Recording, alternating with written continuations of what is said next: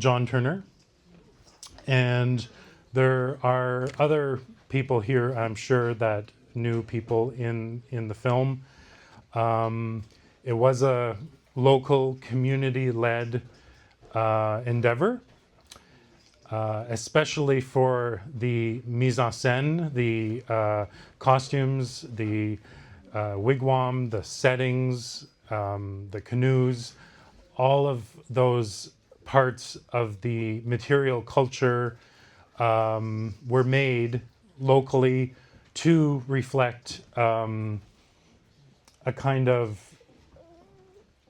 traditional authenticity. And that's kind of where a lot of the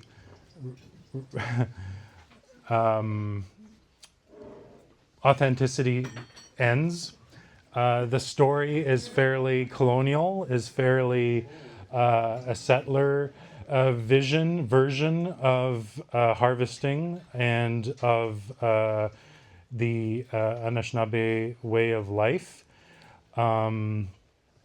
So there are a lot of, in today's looking back, a lot of problematic facets to this film that I thought we could discuss as well.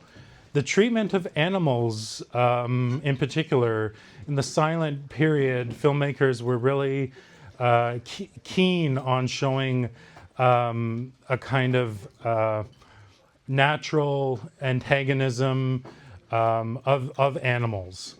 And they were popular in films made in Thailand, like Chang, and they were popular in Edison's film about elephants. There were even a series of silent films about collies that became firemen and would ride around in fire trucks and put out literal fires. So animals were a kind of staple of the silent period, and I think that this film kind of belongs to a trend of looking at the natural environment and animals like the mountain lion, like the cougar, like the wolverine. Some of those animals were not local, shall we say, and they were brought in. There was a building where the filmmakers, the crew, sort of lived out of. It was called the Mattabichwan Lodge. The edifice is still there, near Mattabichwan River and Lake Temiskaming. So you can actually go visit the kind of relic that still exists there. That is where the production, a lot of it took place.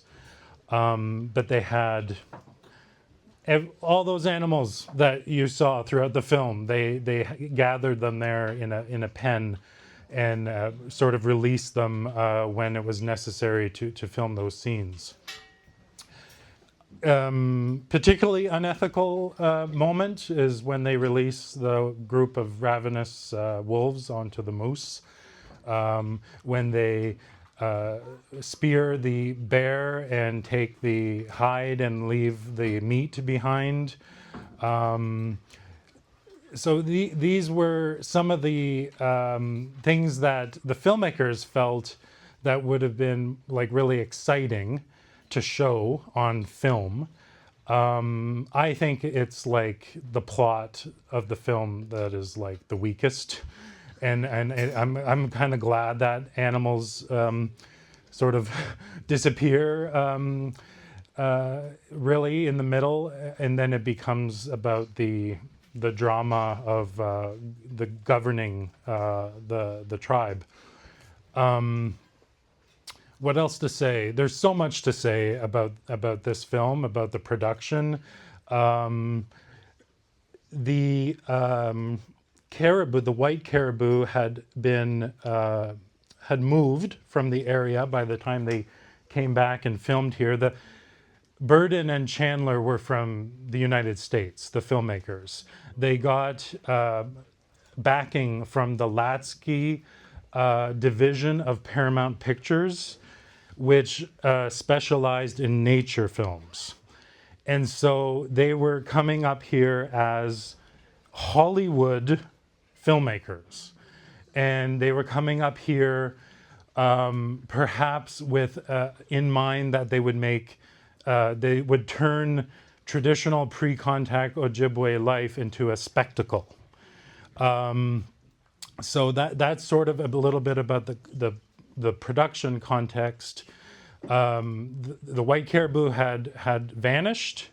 So by the time they came back to film the herd of caribou, they had to go to Alaska to do that part of the film. And you notice that when they're on the tundra, there's a lot less actors there. There's like maybe just 5 of the main actors that are in those scenes, including the little boy, Chica, who was a local. George McDougall was his name. The principal actors were Chief Buffalo Chad Longlands, who played Balak, right, the great hunter. Molly Spotted Elk from Maine. She was a notable Indigenous dancer and actress in the early 20th century. And Chief Yellow Robe, or Chauncey, he was a prominent Indigenous intellectual from the United States. He was the nephew of Sitting Bull. So those main people were from outside, but everyone else in the film, all the background actors and the extras, and a lot of people that were definitely featured, but not one of the main characters, they were local. As was all of the costuming and the design of the film, and obviously shot locally as well. But what I wanted to say is that the production was very interesting. The Father Eva, who was a Catholic priest in the area at the time of the production, he took all of the salaries of the local Indigenous talent, and he was responsible for dividing that out amongst the cast and crew. I don't know if people got compensated adequately for this film. There was a joke outside while we were watching it about maybe they were paid $1 each. I can't dispute that statement, actually. And there were other aspects of it that are alarming.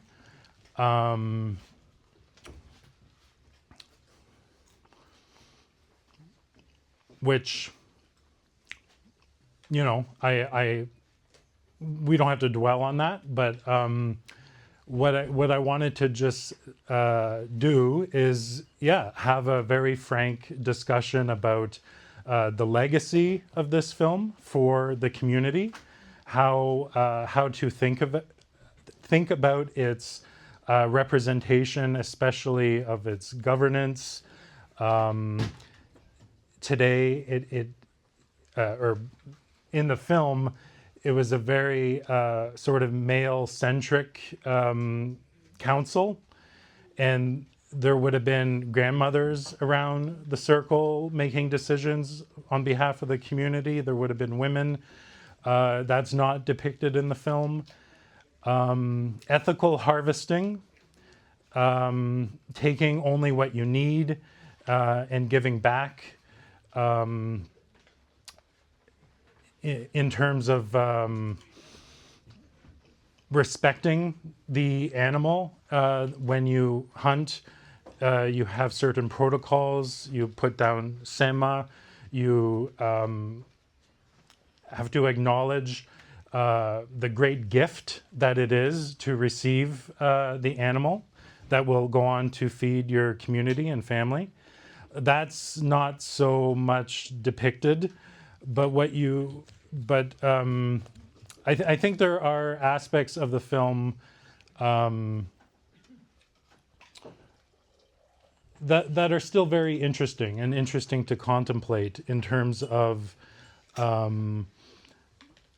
just the level of skill really that it would have taken to to make this with a very very much non professional crew and cast, and in that regard I think it is still something to look at, to examine, to see the aspects of the material culture that are still quite remarkable. All Madeline Cat Theriault, who grew up on the land on Lake Temagami, she was hired as the key costume designer for the film. One of 4 women, I believe, who were local, who were in charge of that part of it. And her clothing, moccasins, mittens, the dress with the leather tassels, that was all made to reflect a traditional method. And many of her pieces are available to see, maybe arguably available. I didn't see them at the ROM, but apparently they're kept at the ROM and a part of like their indigenous exhibit. So I'm hearing a lot of laughter out there, and I'm kind of high on the laughter from before, from watching it with that gang of Nish out there. It's quite fun. And what I'd like to do now is just bring the panelists up, and we could have a discussion with them. I've invited Wayne Potts.